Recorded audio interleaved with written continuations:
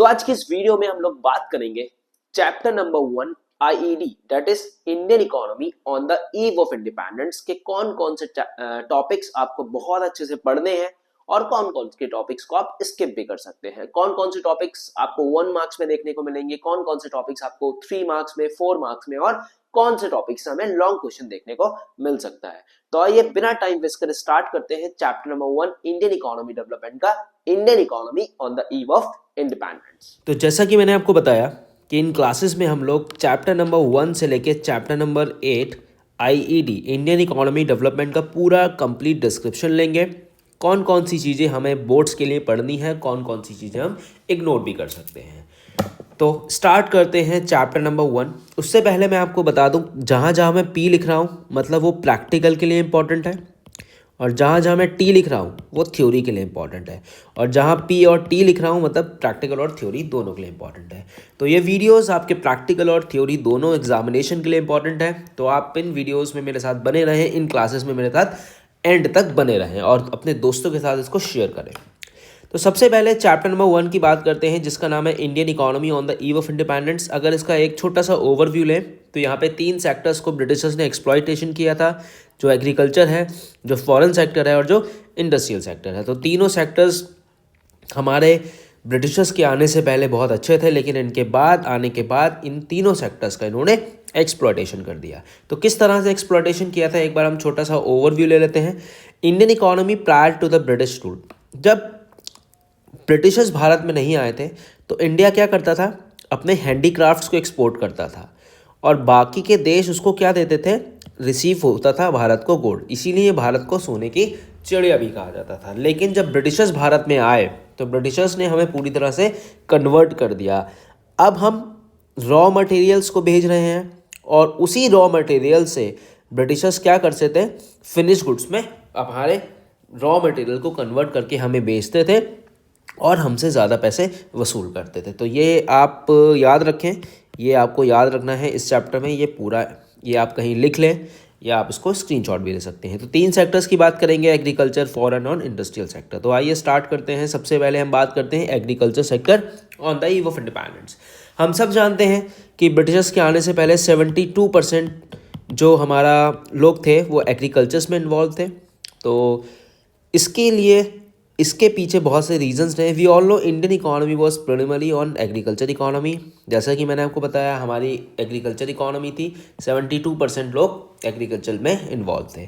But agriculture हमारा ewe of independence के time में क्या हुआ, ब्रिटिशर्स के आने से पहले एग्रीकल्चर भी अच्छा था, लेकिन ब्रिटिशर्स के आने के बाद एग्रीकल्चर भी हमारा डिक्लाइन हो गया। कैसे डिक्लाइन हो गया, हमारे एग्रीकल्चर में प्रोडक्शन और प्रोडक्टिविटी दोनों कम हो गई।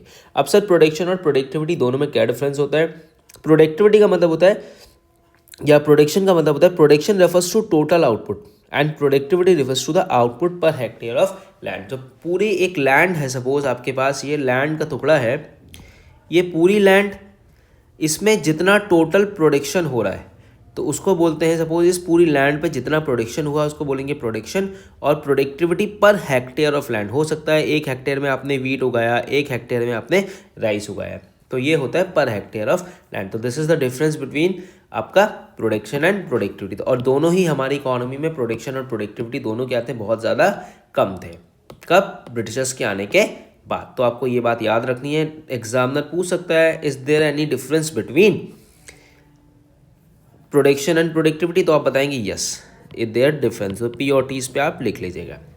उसके बाद है sub division of land holding. इसका मतलब क्या होता है, due to participation most of the land holding, जो लैंड होल्डिंग था, जो फर्टाइल लैंड था हमारा भारत के पास, तो इंडिपेंडेंस के बाद वो पाकिस्तान में चला गया और इंडिया के पास स्मॉल लैंड के टुकड़े रह गए और फ्रेगमेंटेड का मतलब होता है, सपोज ये लैंड है, एक लैंड का टुकड़ा यहाँ, एक लैंड का टुकड़ा यहाँ, एक लैंड का टुकड़ा यहाँ, तो जिससे एग्रीकल्चर करने में इन लोगों को बहुत सी प्रॉब्लम्स फेस करने को देखने को मिलती थी। उसके बाद है एक्सप्लॉयटेटिव लैंड सेटलमेंट सिस्टम, जिसको हम ज़मींदारी सिस्टम भी बोलते हैं, जिसको हम ट्रायंगुलर सिस्टम भी बोल सकते हैं।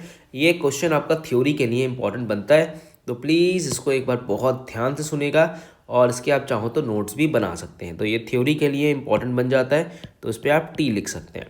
तो ये क्या कह रहा है, 3 लोग थे, British government, tiller of the soil and owner of the soil. British government क्या करता था, ब्रिटिश गवर्नमेंट मतलब पूरी तरह से सरकार ब्रिटिशर्स की थी। टिलर जो थे वो फार्मर्स थे और ऑनर थे जिनकी ज़मीनें थी। तो टिलर ऑफ द सॉइल को बहुत परेशान करते थे। अब टिलर ऑफ द सॉइल कौन परेशान करता था, ऑनर परेशान करता था। वो शिकायत किसके पास लेके जाएं, अब वो ब्रिटिश गवर्नमेंट के पास अगर शिकायत लेके भी जाते थे तो ऑनर्स ऑफ सॉइल ने पहले ही ब्रिटिश गवर्नमेंट को खरीद रखा था। खरीद रखे मतलब क्या है, उनको इनकी लग्जरीज पे पैसा खर्च करते थे, इनके इसेंशियल कॉमोडिटीज़ पे पैसा खर्च करते थे। तो इनकी बात, टिलर ऑफ द सॉइल की बात ब्रिटिशर्स बिल्कुल नहीं सुनते थे और डांट के भगा देते थे। तो ज़मींदार ही recognise as permanent owner of the soil. Zamindar वो होता है जो परमानेंट ऑनर है सॉइल का, जैसे मालिक। ज़मींदार लीड टू अनलिमिटेड एक्सप्लॉयटेशन, जिसकी वजह से जो ज़मींदार थे वो फार्मर्स का अनलिमिटेड एक्सप्लॉयटेशन करते थे। जितना मर्जी लगान ले लिया, जितना मर्जी जो कर लिया, किसान पूरी मेहनत कर रहा है लेकिन उसका result owner of the soil इसको बिल्कुल भी नहीं देते थे। ठीक है, उसके बाद है एग्रीकल्चर में फोर्स कॉमर्शलाइजेशन करा गया। पहले एग्रीकल्चर में क्या होता था, पहले एग्रीकल्चर में जो किसान थे वो वीट बना लेते थे, राइस बना लेते थे, तो चोरी छुपे अपने लिए बचा लेते थे। लेकिन ब्रिटिशर्स ने आने के बाद एग्रीकल्चर को कॉमर्शलाइज कर दिया, मतलब कैश क्रॉप्स बनाई। तो कैश क्रॉप्स क्या होता है, प्रैक्टिकल में एग्जाम में पूछ सकते हैं। कैश क्रॉप्स वो क्रॉप्स होती हैं जिसमें हम कॉटन, जूट, इंडिगो, जिसको हम एक्सपोर्ट करते हैं और एक्सपोर्ट करके ये हमारे यहाँ उसको फिनिश गुड्स में लाके भेजते थे। तो this is called cash crops. और सब्सिस्टेंस आउटलुक, पहले के किसान जो थे केवल और केवल सब्सिस्टेंस बनाते थे। सब्सिस्टेंस का मतलब होता है केवल और केवल सेल्फ कंजम्पशन के लिए जो चीज़ बनती थी। आज के किसान क्या है, आज के किसान क्या करते हैं, आज के किसान करते हैं इतना बनाते हैं कि वो उससे प्रॉफिट भी अर्न करते हैं। ठीक है, लेकिन पहले के किसान केवल और केवल सेल्फ कंजम्पशन की बात करते थे। ठीक है, कोई भी कॉमर्शियल आउटलुक उनके लिए नहीं था, बेचने के पर्पज से नहीं था। फ्रेगमेंटेड होल्डिंग का मतलब क्या होता है, जैसे मैंने आपको बताया, एक तो लैंड के टुकड़े छोटे छोटे हैं, एक यहाँ है, एक यहाँ है, एक यहाँ है, तो बड़ी प्रॉब्लम होती थी इनको कल्टीवेशन करने। सपोज एक लैंड का टुकड़ा एक जगह है तो आपने यहाँ पानी का पंप लगा लिया और यहीं से आप सब कुछ कर रहे हैं। अब एक पानी का पंप यहाँ लगाएंगे कि यहाँ लगाएंगे कि यहाँ लगाएंगे, जिससे कॉस्ट बढ़ जाती है। तो फ्रेगमेंटेड होल्डिंग्स या फ्रेगमेंटेड फार्मिंग्स बहुत प्रॉब्लम करती थी किसानों के लिए। तो this is all about agriculture. तो एग्रीकल्चर में हमने पढ़ा कि प्रोडक्टिविटी कम था, उसके बाद फोर्स कॉमर्शलाइजेशन किया, सब्सिस्टेंस आउटलुक रखा गया, फ्रेगमेंटेड होल्डिंग रखा गया। तो अब बात करते हैं इंडस्ट्रियल सेक्टर की। इंडस्ट्रियल सेक्टर को भी हमारा सिस्टमैटिक डी इंडस्ट्रियलाइजेशन करा गया। सिस्टमैटिक डी इंडस्ट्रियलाइजेशन का मतलब होता है डिस्क्रिमिनेटरी टैरिफ पॉलिसी। मतलब हमारे यहाँ से जो एक्सपोर्ट हो रहा था रॉ मटेरियल, उससे भारत को जो प्रॉफिट होना चाहिए था वो कोई भी प्रॉफिट नहीं हो रहा था। और जो इम्पोर्ट ड्यूटी हमें आज के टाइम में मिलती है, उस समय सारी इम्पोर्ट ड्यूटी क्या करते थे, ब्रिटिश गवर्नमेंट अपने पास रख लेती थी, अपनी लग्जरीज पे खर्च करती थी और हमारे भारत को कुछ भी नहीं लौटाती थी। ठीक है, उसके बाद क्या हुआ, अब बाहर से कोई प्रोडक्ट आ रहा है। सपोज दो तरह के गुड्स बन रहे हैं, एक बन रहा है लेबर इंटेंसिव से, एक बन रहा है कैपिटल इंटेंसिव। कैपिटल मतलब मशीन से, और एक बन रहा है लेबर मतलब हैंड से, हैंडीक्राफ्ट।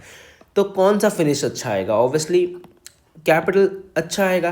तो लो प्राइस मशीन मेड गुड्स, मतलब लेबर इंटेंसिव टेक्निक से लिखा हुआ इंडिया में बनाते थे और कैपिटल इंटेंसिव टेक्निक ब्रिटिशर से आती थी। तो यहाँ पे एक्सचेंज होता था। तो इंडिया के लोग कैपिटल इंटेंसिव टेक्निक्स के गुड्स को ज़्यादा खरीदने लगे क्योंकि ये प्राइजेस में सस्ते होते थे। अब इंडिया के पास वैसी पैसा नहीं है तो ये वाला गुड्स ज़्यादा खरीदते थे जो ब्रिटिश से आता था। और भारत के जो लोग गुड्स बना रहे थे थोड़े बहुत, उनके गुड्स बिल्कुल नहीं बिकते थे, जिसकी वजह से उन्हें इंडस्ट्रियल सेक्टर में भी लॉस होना स्टार्ट हो गया। No encouragement to India handicraft. India goods costly थे जैसे मैंने आपको बताया, क्योंकि वो हैंडमेड थे, और फॉरेन गुड्स चीप थे। क्यों? क्योंकि वो मशीन मेड थे। अब आप कैसे ही मशीन मेड और हैंडमेड्स का कंपटीशन कर लोगे, नहीं कर पाओगे ना। तो इंडिया के लोगों को बहुत प्रॉब्लम्स होने लगी। जो एग्रीकल्चर्स में इन्वॉल्व नहीं थे, जो लोग हैंडीक्राफ्ट बनाते थे, थोड़ा बहुत हैंडमेड करते थे, उनके भी गुड्स की डिमांड इकोनॉमी में धीरे धीरे इंडिया में करके क्या होने लगी, डिक्लाइन होने लगी। ठीक है, तो ये आपका सिंपल सा आपको इंडस्ट्रियल सेक्टर में डिस्क्रिमिनेटरी टैरिफ पॉलिसी याद रखना है। प्रैक्टिकल में एग्जामिनर पूछ सकता है what is the meaning of discriminatory tariff policy, तो आपको बता देना है सिंपल सा क्या होता है डिस्क्रिमिनेटरी टैरिफ पॉलिसी। और ये लेबर इंटेंसिव और कैपिटल इंटेंसिव में क्या डिफरेंस होता है ये आपको पता होना चाहिए। उसके बाद है फॉरेन ट्रेड की बात करें तो फॉरेन ट्रेड हम सब जानते हैं, historically India has been important trading nation. पहले ब्रिटिशर्स के आने से पहले इंडिया जो था वो एक बहुत ही हिस्टोरिकली, मतलब इंडिया में लोग आते थे, यहाँ से गुड्स खरीद के लेके जाते थे। Before advent of Britishers India exporter था, प्रीशियस स्टोन्स का, हैंडीक्राफ्ट्स का, एक्सेट्रा का। बहुत अच्छे अच्छे हमारे यहाँ चीज़ें थी, लेकिन ब्रिटिशर्स ने धीरे धीरे धीरे करके सब कुछ बर्बाद कर दिया। इसके फीचर्स की बात करें, net exporter of raw material and importer of finish goods. जैसा मैंने आपको बताया, हमारे यहाँ से रॉ मटेरियल लेके जाते हैं और हमारे यहाँ से ही रॉ मटेरियल को वो फिनिश गुड्स में कन्वर्ट करते हैं और हम ही लोगों को, मतलब भारत को, महंगा बेचते हैं। ठीक है। Monopoly control of the Britishers, मतलब ब्रिटिशर्स पूरी तरह से इंडिया में जो कंट्रोल हो गया था वो किसका हो गया था? ब्रिटिशर्स का हो गया था। ब्रिटिशर्स जो चाहेंगे वो बनेगा और ब्रिटिशर्स जो नहीं चाहेंगे वो नहीं बनेगा। ब्रिटिशर्स जहाँ भेजना चाहेंगे वहाँ भेजेंगे, जहाँ भेजना नहीं चाहेंगे वहाँ नहीं भेजेंगे। तो more than half of the India trade was directed restrict to the Britain, मतलब 60 से 50% जो भी ट्रेड हो रहा था वो ब्रिटेन की तरफ जा रहा था और जो थोड़ा बहुत बचा था वो फ्यू कंट्री लाइक चाइना हो गया, आज के टाइम का श्रीलंका हो गया, वहाँ पे ये लोग भेजते थे और उससे जो प्रॉफिट कमाते थे वो प्रॉफिट हमें नहीं मिलता था, ब्रिटिशर्स अपनी लग्जरीज पे खर्च कर देते थे। ठीक है। उसके बाद है डेमोग्राफिक प्रोफाइल, इंपॉर्टेंट है, यहाँ से बोर्ड्स में क्वेश्चन बन सकता है। तो पी और टी प्रैक्टिकल और थ्योरी के लिए, दोनों के लिए इंपॉर्टेंट क्वेश्चन बनता है, प्लीज़ इसको ध्यान से सुनिएगा। डेमोग्राफिक प्रोफाइल क्या होता है? डेमोग्राफिक प्रोफाइल होता है कि किसी भी इकोनॉमी का डेमोग्राफिक कंडीशन, मतलब वहाँ का बर्थ रेट जानना, वहाँ का डेथ रेट जानना, वहाँ का इन्फेंट मोर्टेलिटी रेट जानना, वहाँ का लाइफ एक्सपेक्टेंसी जानना, लिटरेसी रेट। तो अब इतनी बुरी इंडिया की कंडीशन है जिसकी वजह से बर्थ रेट और डेथ रेट दोनों ज़्यादा थे, मतलब बच्चे पैदा भी बहुत हो रहे थे और मर भी बहुत रहे थे, क्योंकि कोई भी हॉस्पिटल की फैसिलिटी भारत में नहीं थी। Infant mortality rate was very high, बच्चे पैदा होते थे मर जाते थे। लाइफ एक्सपेक्टेंसी वॉज 32 ईयर्स, आज के टाइम में 69 है, क्योंकि आज के टाइम में मेडिकल फैसिलिटी ज़्यादा है तो लोग बच जाते हैं, लेकिन पहले के टाइम में मेडिकल फैसिलिटी के नाम पर कुछ भी नहीं था, तो जिसकी वजह से क्या होता था, लाइफ एक्सपेक्टेंसी केवल 32 साल थी। लिटरेसी रेट की तो बात ही मत करो, केवल और केवल 16% था, आज के टाइम में 70% माना जाता है। फीमेल लिटरेसी रेट की कंडीशन तो बहुत ही ज़्यादा ख़राब थी, जो 7% था। ठीक है।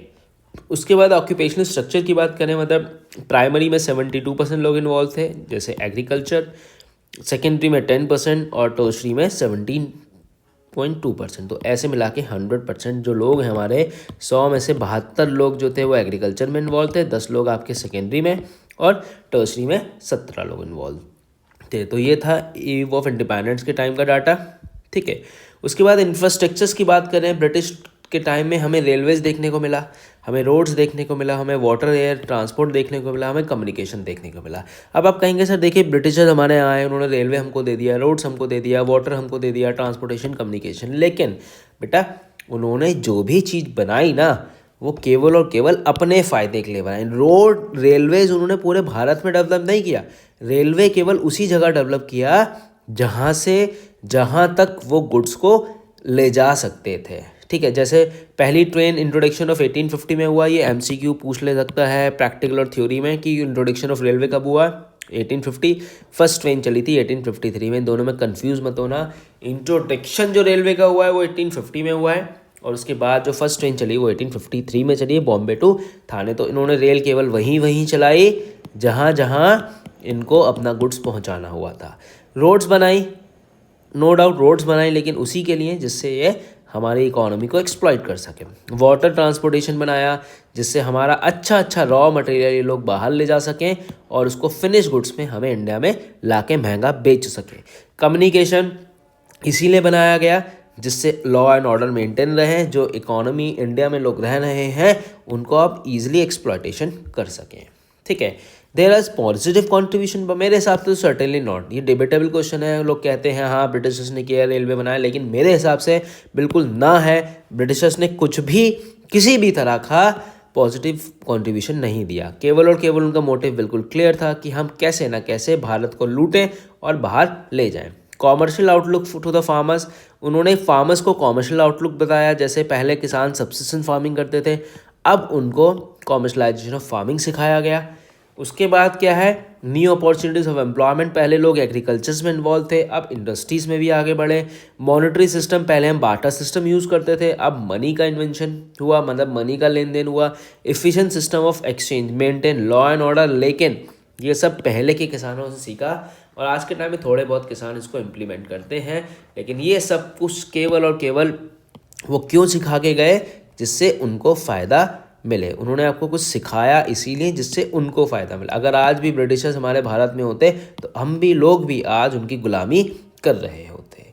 ठीक है, तो इस चैप्टर की कुछ इंपॉर्टेंट डेट्स हैं वो देख लेते हैं। जैसे ये वाली डेट पता नहीं मुझे क्यों लग रहा है कि बोर्ड्स में इस बार आने की पूरे चांसेस हैं, तो ये प्रैक्टिकल और थ्योरी दोनों के लिए इंपॉर्टेंट है। इसको टिक कर लीजिएगा, लिख लीजिएगा। 1921 year of great divide. 1907 TISCO का, टाटा स्टील का इन्वेंशन हुआ था। 1869 स्विस कैनाल इंपॉर्टेंट बन जाता है। 1850 मैंने आपको बता दिया रेलवे इंट्रोड्यूस हुआ। 1853 में पहली ट्रेन चली। 1881 में सेंसस हुआ था। सेंसस मतलब जनगणना, जो हर 10 साल में भारत में होती है। बैटल ऑफ प्लासी हुआ था 1756 में, ये इतना इंपॉर्टेंट नहीं बनता है। बंगाल फेमाइंस, भूखमरी 1769। तो ये जो स्टार्टिंग की कुछ डेट्स हैं ये वाली, ये बहुत इंपॉर्टेंट है, इसका स्क्रीनशॉट ले लो या इसे एक जगह आप लिख लो। So this is all about chapter number 1। I hope आपको ये समझ में आया हो। अगर आप इसके नोट्स चाहते हैं तो आप मुझे मेरे इंस्टाग्राम पे इस वाले पे मुझे स्कैन करके मुझे ज्वाइन कर सकते हैं और किसी भी तरह के नोट्स की वहाँ से डिमांड कर सकते हैं। मुझे कमेंट करके ज़रूर बताइएगा कि आपको ये वीडियो कैसा लगा, आपको क्लासेस समझ में आई नहीं आई। मिलते हैं सेकंड चैप्टर के आईईडी के साथ। Thank you so much for watching me. So finally chapter यहाँ पे ओवर हो गया। आई होप आपको ये चैप्टर अच्छे से समझ में आया होगा और आपको ये भी समझ में आया होगा कि कौन कौन से टॉपिक्स पे हमें ज्यादा ध्यान देना है और किस तरीके से हमें अपने आंसर राइटिंग में इस चैप्टर को और अच्छे से बेहतर परफेक्ट तरीके से बनाना है। तो मिलते हैं नेक्स्ट क्लास में जिसमें हम नेक्स्ट चैप्टर की बात करेंगे। आई होप आपको ये वीडियो बहुत ही अच्छे से क्लियर हो गई होगी। अगर समझ में आई हो तो आप इसे अपने दोस्तों के साथ जरूर शेयर करें और मुझे कमेंट करके जरूर बताएं कि आपको ये क्लास कैसी लगी। Thank you so much for watching.